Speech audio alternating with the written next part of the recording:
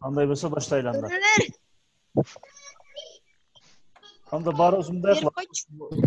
Verip koç. Барыбыз эмелермен азыр зумга да бааңарды өчүрөм. Verip koçu. Анда силер эме кылда баарыңар могу чаттан да мага жооп бергиле, мурдагы сабактагыдай эле.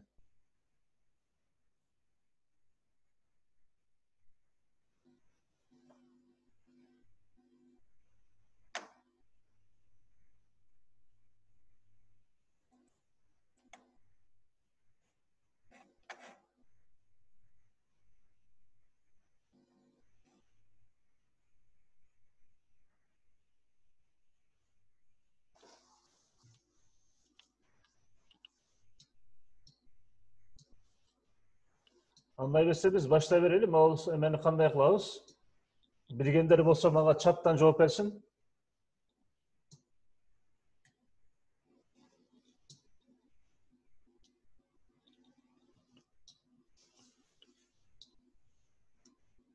Аха. Бuyakta бар бекен, бир киши жооп бериптир. Находим общее знаменатель дейт, молодец. Жакшы эркин. Ну, барын общий знаменатели канча болот? Могу сандардын.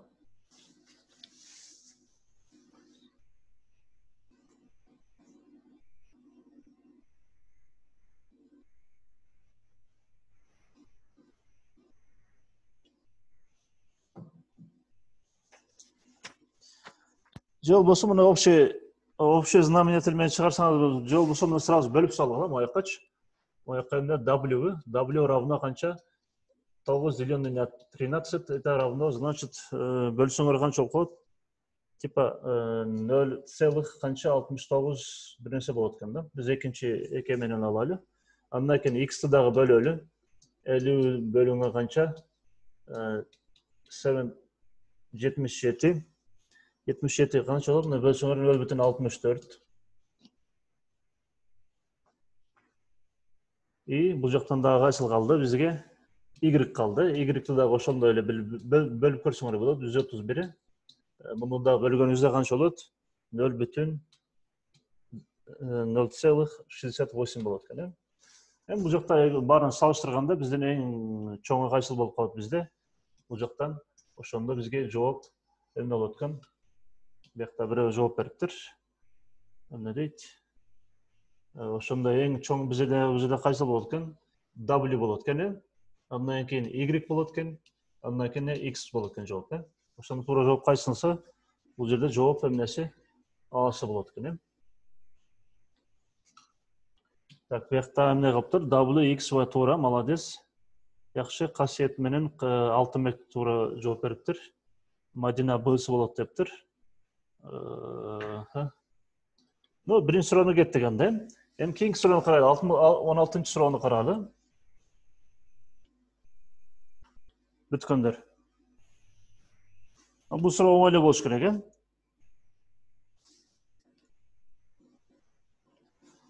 Так, биз биринчи эмне кылыш керек? Могу эки сандын разницасы канча болот?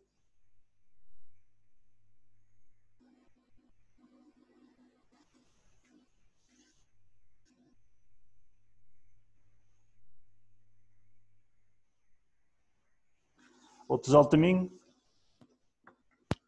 Бул өтө эле оңой суроо, Канча болот? 16-чы суроо.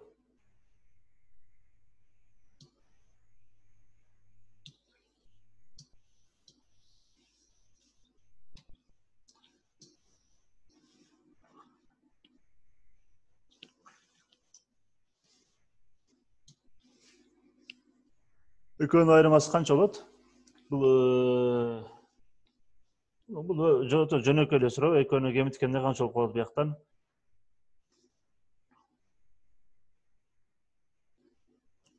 Бул экөөнүн разницасы канча? 25 миң болот, 25 миң канча болуп калат? 902 болуп калатпы? Бара, буякта жооп бергендер бар экен, карайлы. 25902 болды, молодец. Андан кейін 25902 эмне кылабыз биз? 25900 канча экини кошобуз канча? 11956-га кошобуз, и минус айтып кетебиз. 78900 канча 15. Бул эки санды кошкондо канча болот? Бул эки санды кошконубузда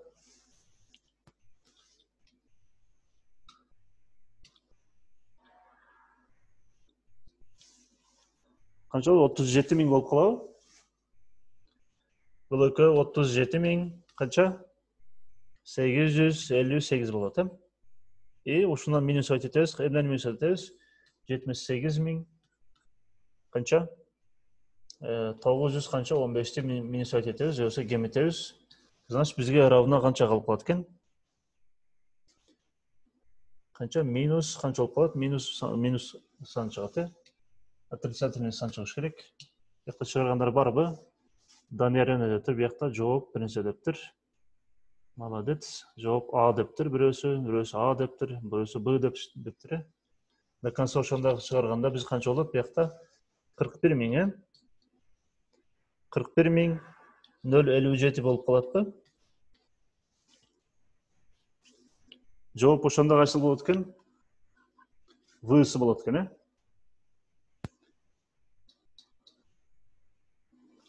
Туура жооп барбы буякта?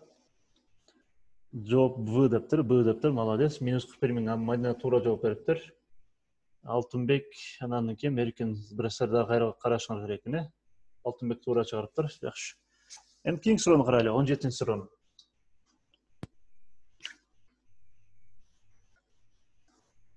Как из нижней следующих делиться на 2, 3 и на 5 в одно время дейт, Ой.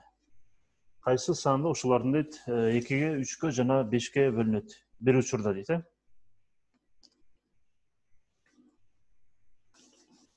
Значит, биринчи 5-ке бөлүнгөн сандар эмне болуш керек? 5-ке бөлүнгөн сандар акыркы значениясы эмне болуш керек? 0 же 5 болуш керек, туурабы?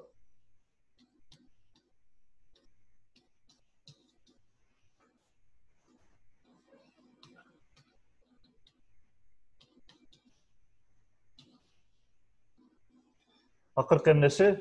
Анан 2-ге бөлүнсүн эмне болуш керек? Жуп сан болуш керек, Акыркы сан 2, 4, канча 6, 8, анан эмне 0 болуш керек, 2-ге бөлүнгөн сандар,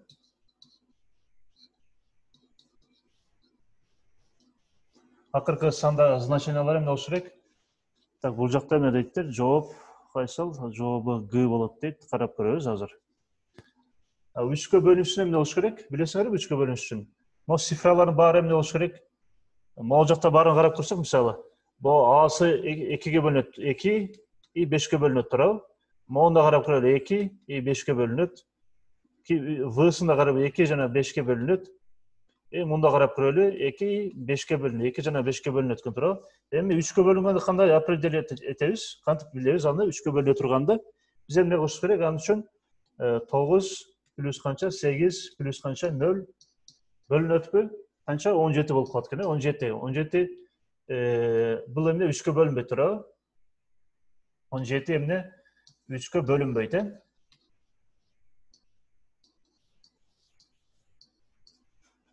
Значит, бул могу сан эмне болот? Бул 3-кө бөлүнбөйт экен, туурабы? Бул 3-кө эмне болот экен? Бөлүнбөйт экен, туурабы? Туура эмес. Эми кийинкисин текшерели. 22 плюс канча 1 плюс 1 мүнөт. Мен маяка тууралап жазайын азыр. 2 плюс канча, дагы канча 1 и плюс 10 бар экен. Бул сандарды кошкондо канча болот? Бизге жооп 5 болуп атат. Бул деле эмне экен? 5 3-кө эмне экен? Бөлүнбөйт экен. Эми карайлы. 5 плюс 3 плюс 2 плюс канча 0 болсо, бул сан бөлүнөтпү? Бул сан канча? Бул деле 10 болот экен. Бул деле эмне экен? 3-кө бөлүнбөйт. Эми эң акыркы санды карайлы. 4 плюс 1 плюс канча? 7 плюс анан 0 болгондо, бул сан эмнеге бөлүнөт? Карап көрөлү. Канча болот экен? 12 болот экен. 12 3-кө бөлүнөт.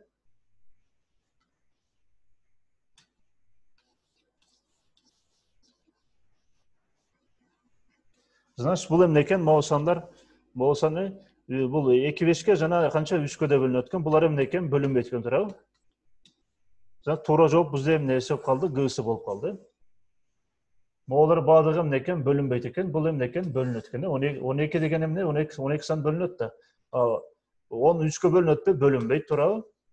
5 3-кө бөлүнөтпү? Бөлүнбөйт. Zaten 17 эмне 3-кө бөлүнбөйт болчу. Ошондуктан бизге эмне болду? Туура жооп эмне болот экен? Бул жерде Г'сы болот экен. Силер бул жерде туура эле чыгарыпсыңарбы? Баарыңар молодцы, баарыңар туура чыгарыпсыңар. Молодец. Бул оңой эле суроо болчу.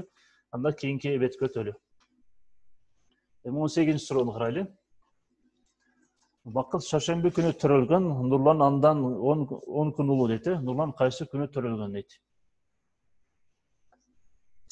Бул жакшы суроо экен.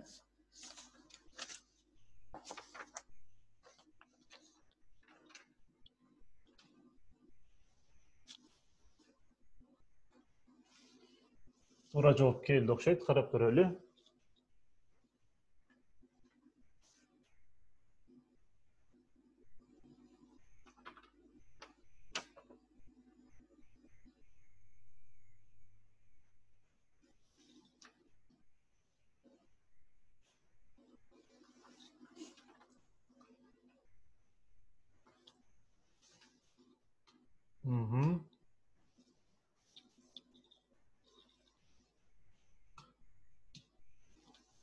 Жооп А дептир, кээ бирөөсү Г дептир.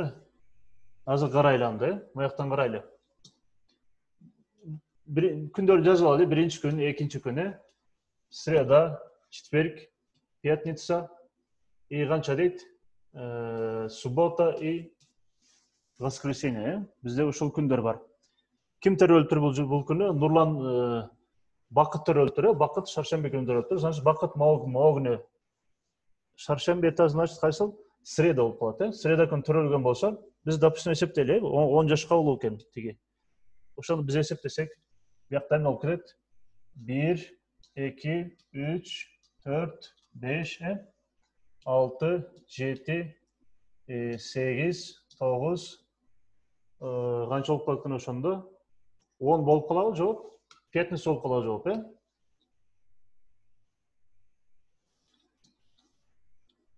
болот. Бул жерде биз эмне болуш керек? Бул жерде туура жооп кайсы келет экен? Суббота келет экен, субботага келиш керек экен. Себеби могуну биз эмне кылабыз? Могуну биз среда күндө эмне кылып койбуз? Муну кошпойбуз. Ошондуктан жооп эмне болот бул жерде? Жооп суббота күнүгө туура келет. Жооп эмне болуп калат бул жерде? Суббота күнү. Значит, Нурлан деген жигит эмне болуптур? Суббота күнү эмне болгон? Төрөлгөн,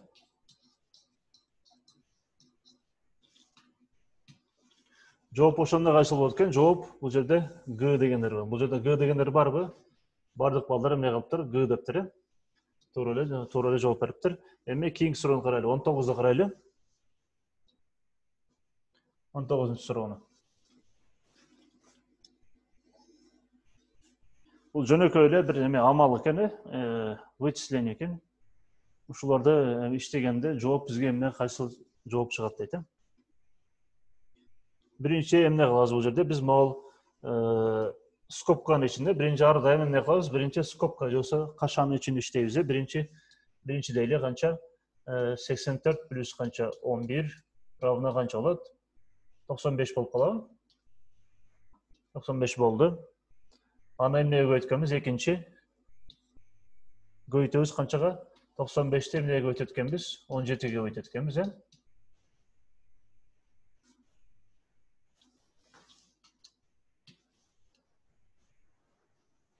Так, Алсейт аянал чыгарып аттыр, макул, сыра көтө тургула. 95 менен эмнени көбөйтөбүз, Андан кийин биз эмне кылабыз? Үчүнчү экөөнү көбөйткөндө канча болот? 95 менен 95 умноженный канча? 17 дейт, 1615 болот экен. Үчүнчү эмне кылабыз? Могу скобканы могул жакта иштейбиз биз. 900 канча? 7 минус канча? 598 И минус қанша 4 екен. Ушуну иштегенде қанша болот? 907-ден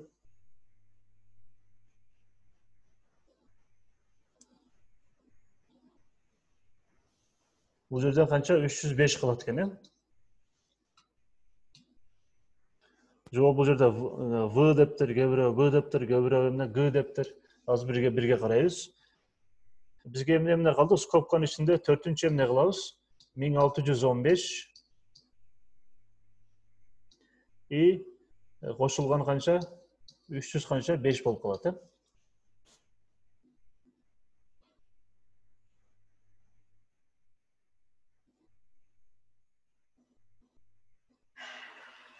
Ошондо эмне болот экен? 1900 канча? 20 болот экен. Tamam, бул жакта В дептир, эми карап көрөбүз азыр. Эми 5-чи эмне кылабыз? Тиги скобканы иштели. 3 көбөйтүү канча? 22 минус канча?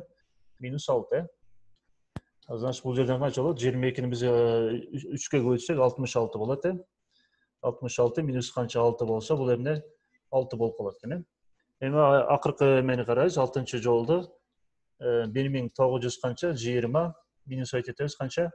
60. Минус айтебиз же бөлөбүзбү? Бул жерде бөлүү бар экен. Bölüyoruz kançaga 60 ekeni.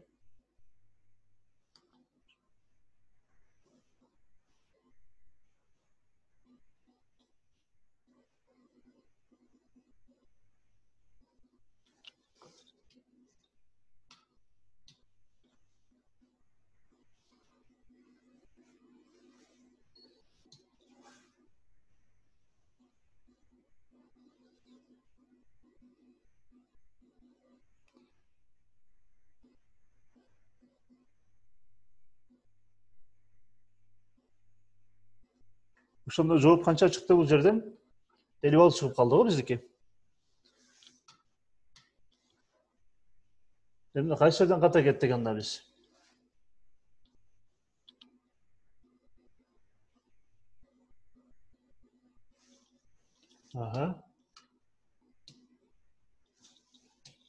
Азыр биз каяктан ката кеттик? Азыр бир мага ким жооп берет? Касиет бизге эме кылыптыр.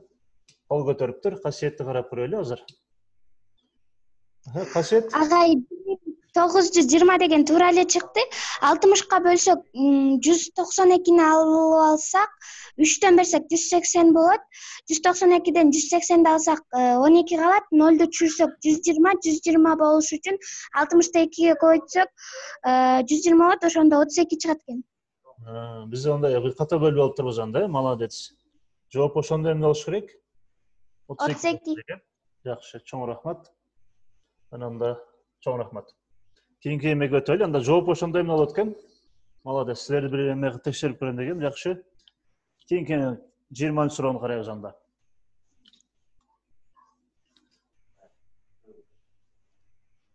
Суроону карайбыз анда бүткөндөр.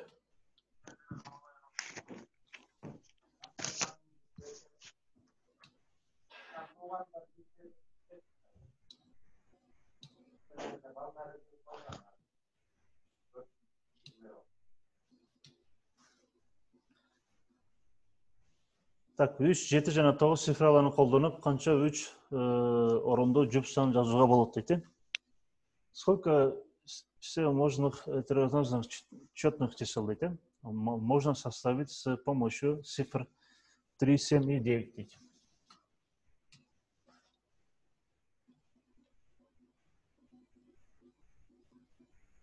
Үчөө. Ну, бул жерде четных числолор, бул четный числолор эмне болуш керек? Кандай сан болуш керек?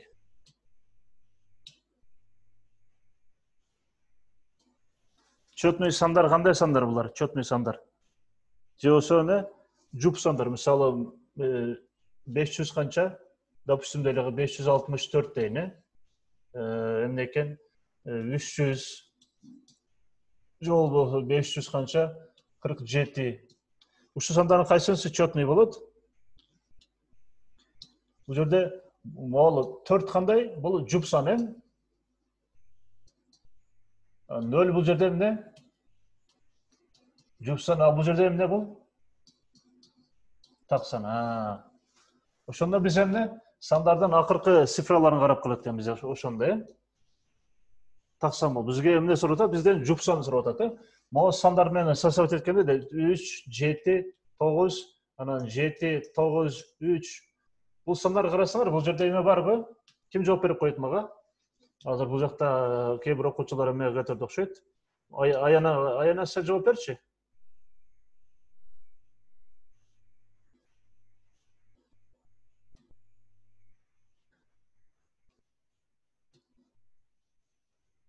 Бул жерде карасаңар, эмне эч кайсы сан бул жерде эмне болбойт экен.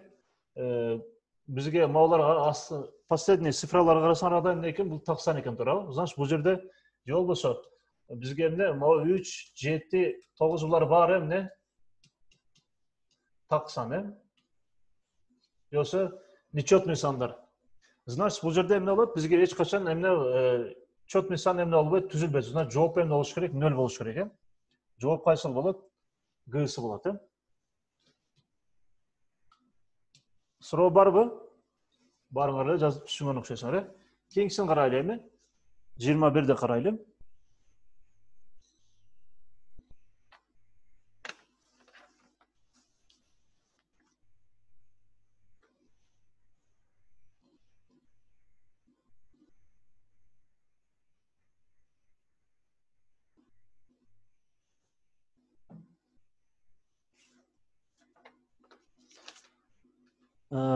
Фигурада канча тикбурчтук бар дейт, Сколько прямоугольников изображено на рисунке дейт. Канча тикбурчтук бар дейт, Байка жооп бергендер бар. 8 дептир, кээ бирөө 16 дептир, кээ бирөө 14 дептир. 8 дейт. Жакшы эсептегиле балдар.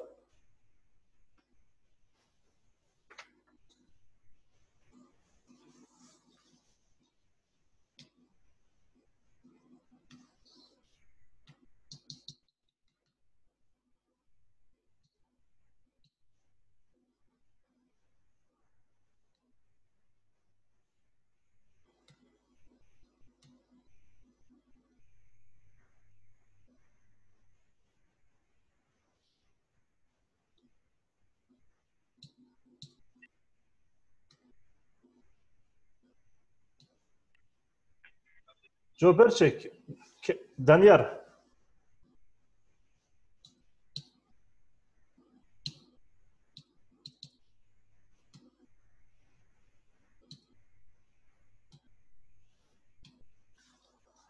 Значит, бул жерде мындай кылабыз, Майдина дейт.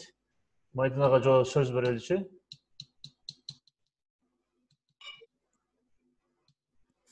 Агай, бул жерде деген 16 тикбурчтук болот. 16 тикбурчтук болот, Дагы башка жооп барбы? Ким канчаны тапты? Биякта мисалы канча дептир? Баары 14 дептир, бир жерде касиет 18 дептир. Бул жерде дагы көбүрөөк болуш керек, Мен мисалы касиетке берейинчи. Касиет, сен жооп берип койчу.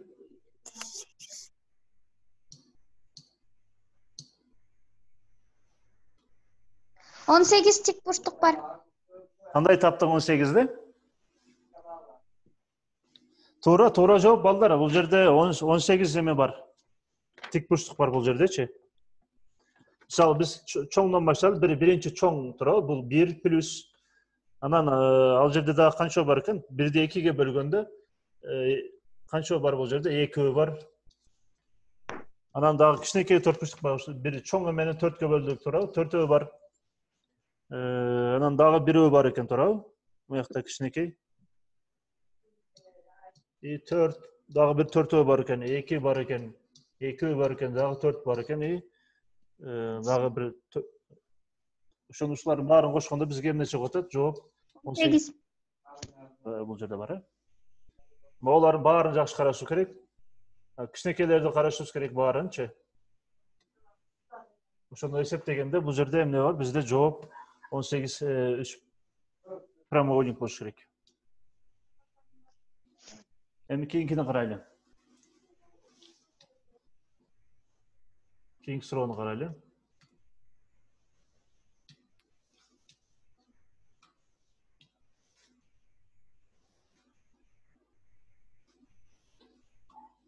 Жыйырма экинин.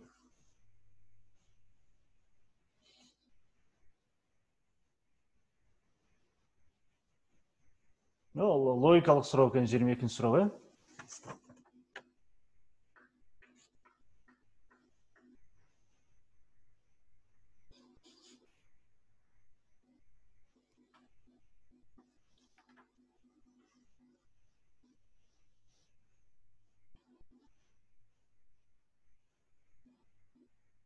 Лист бумага прямоугольной формы согнули пополам 6 раз. В средней части этого сложенного листа просверлили насквозь 2 отверстия. Сколько отверстий можно будет насчитать на листе после его разворачивания в исходное положение? 12 дептер бұл жерде. Бұл жооптордо 12 деген жооп дагы көбүрөөк болуш керек го бұл жерде. Мага чатка жазгыла жооптерди. 12 туура эмес, 12 болбойт. Дагы көбүрөөк болот. Дагы кайра эсептегиле.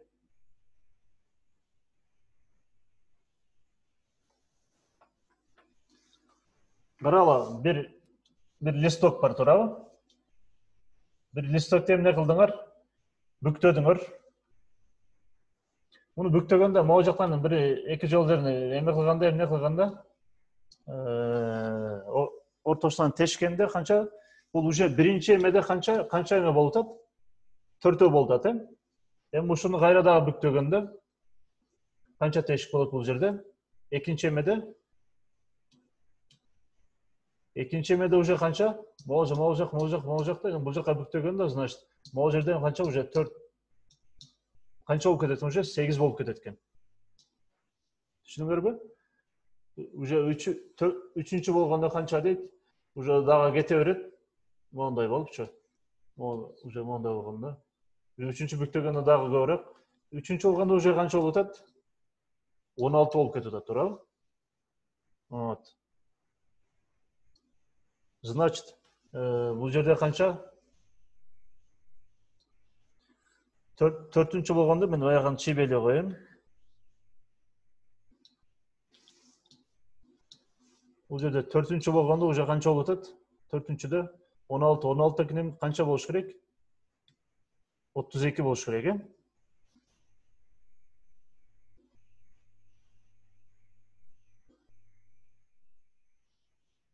болду. 5-чиде уже канча болду? 64 болду, э? Уже 6-чыда канча болуш керек? Жооп туура жооп эмне болуш керек экен? 128 болуш керек экен, э? Эми таптыңар окшойт, э? 128 болот, вот. Значит, могу эмне кылдык бул жерде? Могу жакта биз 2-ге көбөйтүп кетебиз, э, биринчи. Умноженный канча 2? Бул жака келдик, туурабы? Мында 2-ге көбөйттүк, бул жака келдик. 16-ны 2-ге көбөйткөндө эмне? Бул жака келип калдык. Мында 2-ге көбөйттүк. Значит, 2-ге көбөйтүп кетирген жооп эмне болот экен бул жерде? Асы болот экен, э? Эми 23-чү суроону карайлы. Сандар кандайдыр бир иретте тезилген суроо белгисинин ордуна кайсы сан келиши керек дейт, э? Бул суроону бир карагылачы.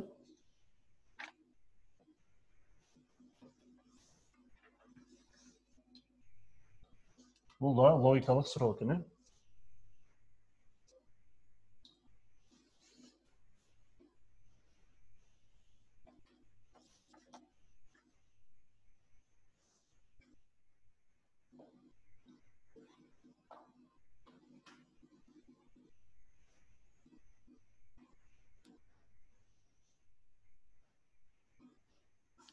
Барбы жооп?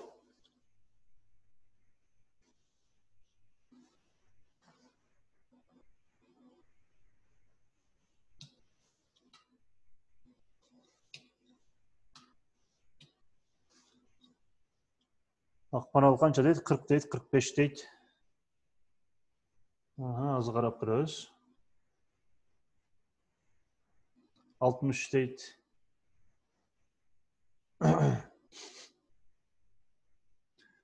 Мейлі, қарап көрейік. Мол жерден бір емен біз емен тауып алайлы. Мысалы, 0 дегенде біз мұны қандай жазып алсақ болады? 0-ді. Біз мұндай жазсақ болады. 0-ді не десек болады? 1-дің кубы минус қанша 1 десек болады тұрады. Себебіндегі 1-дің кубы 1 минус қанша барған 0 болады. Ошол сияқты ойлайм. Біз қанша 7-ні жазып алайлы. 7 анан тияқтан 26 бар екен. И қанша Бияқта вопросительный знак бар екен.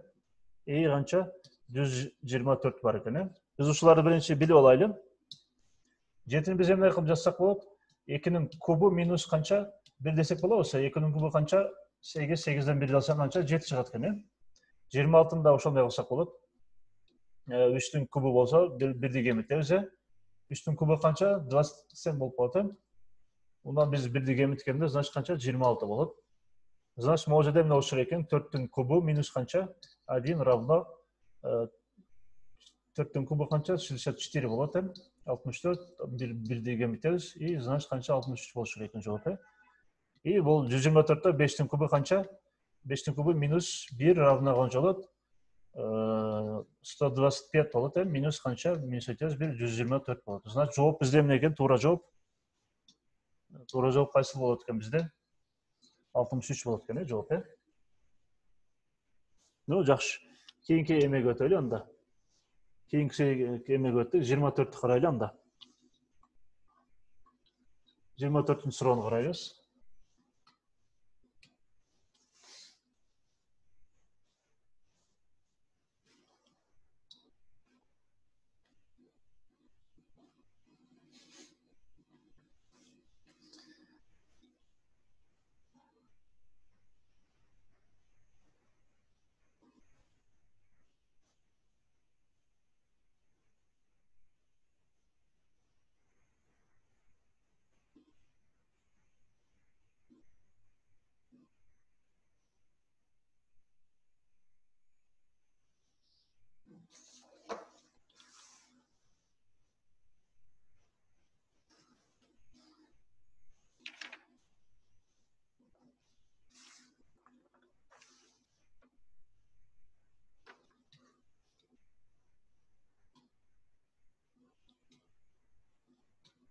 Бияқта туура эмне дептир?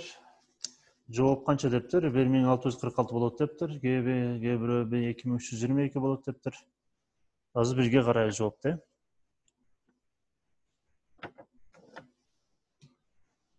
Азыр бирге карайлы. Бул жакта карайлы. Моякта эмне экен? Кая дейт турабы?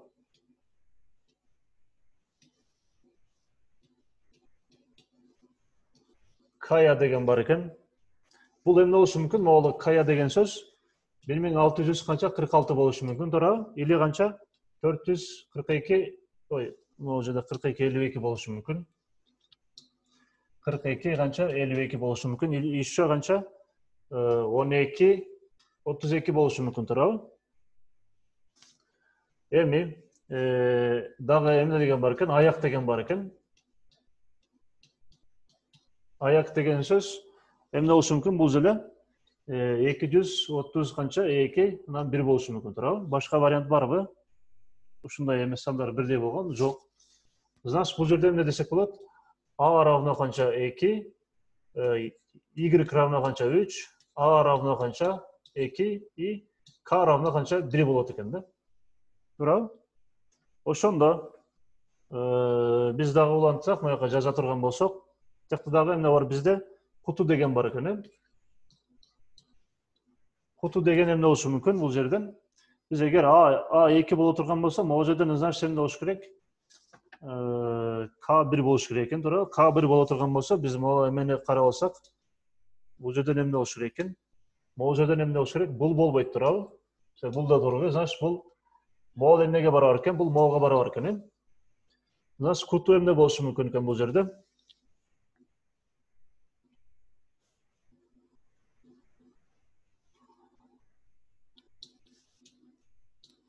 Куту деген сөз эмне болушу мүмкүн? 1646 болушу мүмкүн экен, туурабы? Анан бизге эмне бар бул жерде? Тара деген бар экен. Tara деген сөз, значит, қайсы қалды бізде? 42 қанша 52 қалды. Ошонда бізге эмне қалып қалды бұл жерден? Тура деген менен сөз менен қайсы қалып қалды? 46 мен қанша 552 қалып екен жооп. Жооп эмне болот экен? Бизге могул жооп болот экен, жооп. Ушундай жооп барбы? Чыгардыңарбы? Карап көрөйүн. Молодец. Барыңар чыгарган окшойсуңар. 2321 дептир. Туура эмес. Жооп эмне дедик биз? Жооп В-сы болот, 4201 болуш керек. Бияқта ким? Касиет туура жооп бериптир, Мадина туура жооп бериптир. Асылбек, Аян туура жооп бериптир. Молодец. Эми кийинки суроону карайбыз. 25-ci суроону карайлы эми.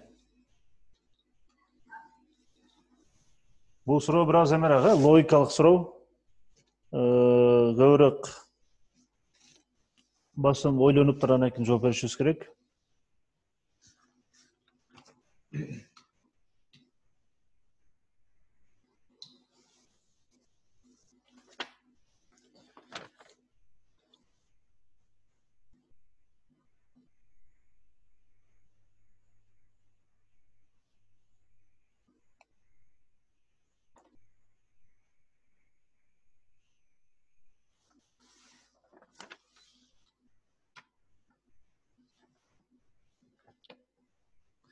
Жооп Г деп, жооп Г туура эмес. Б дагы туура эмес. 3 дептир, ал деле туура эмес. Бул суроо бир аз кыйыныраак. Муну биз мындай кылып чыгарайлы. Мен могу эки эме бар го. Топту мен мындай кылып жазып алайын. Равноны да жазып, мисалы А деп алайын, треугольникти мен эмне жазып алайын? Б деп жазып алайын. И могу жакта эмне? Квадратты мен С деп жазып алайын, Еще бара башка бир фигура. Могу жакта бир эме 6 эме бар экен. Ушуну мен барабар эмне? Д деп жазып алайын. Анан бул жактан эмне кылам мен? Андан кийинки эме? Могу жакка мындай жазсам, 2А равно эмнеге барабар экен? Б плюс эмнеге барабар экен? 2Сга барабар экен. Ушу белгилегендерди жазып алайын. Бул биринчиси. Экинчисинде эмне жазылып турат? 2А плюс канча? 1С равно эмнеге барабар экен? Б плюс эмнеге барабар экен? Дга барабар экен. Эми үчүнчү эмени таразаны карайлы. Эмнеге барабар экен бул жерде? Б плюс канча? 1С равно эмнеге барабар экен? Д плюс эмне? Сга барабар экен. Жооп эмне дептир? 5 болот дептир. Туура, жооп 5 болот. Ошону азыр мыяктан бирге чыгарайлы. Знаешь, могу жерден биз муну эмне кылсак болот? Могу ушу берилгендерден биз мыяктан мындай нерсе чыгарсак, мыяктан С менен С эмнеке барабар экен. Значит, бул жерде эмне десек болот? Б равно эмне? Дга барабар, Б Дга барабар, значит. Б менен Д, значит, бири-бирине барабар болсо, биз мындай кылсак болотпу?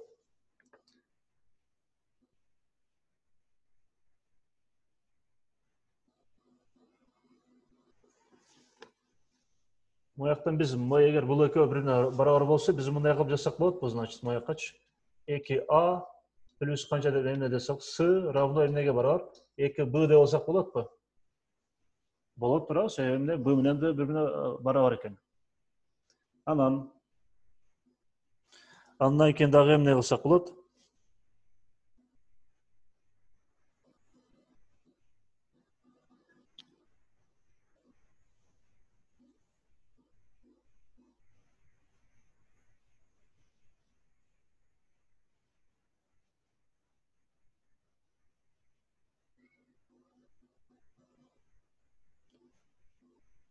Biz 2A'nın orduна B plus S деп жазып алсак болотпу? Биз могу мындай жазалы. 2A'нын ордуна биз эмне жазалы? Мояктан B plus канча? 2S plus канча S равно канча? 2B деп жазып алайлы. Бул жерден эмне? 3S барабар эмне болуп калат бизге? 1B болуп калат. Вот, эми ушуларды биз берилген эме кылган болсок, 2A равно канча? B бизде эмне болчу? 3S plus канча? 2S боло турган болсо, жооп эмне болот? 2A барабар канча? 5 эмне болот экен? 5S. Жооп значит эмне болот экен? 5. 5 квадрат болот деген сөз туурабы? Жооп туура A'сы болот, Ушундай чыгарсак болот. Бүгүнкү сабак ушул менен эме кылабыз, аяктайбыз, урматтуу окуучулар. Бүгүнкү эмебиз ушул менен аяктайт, сабагыбыз. Эртең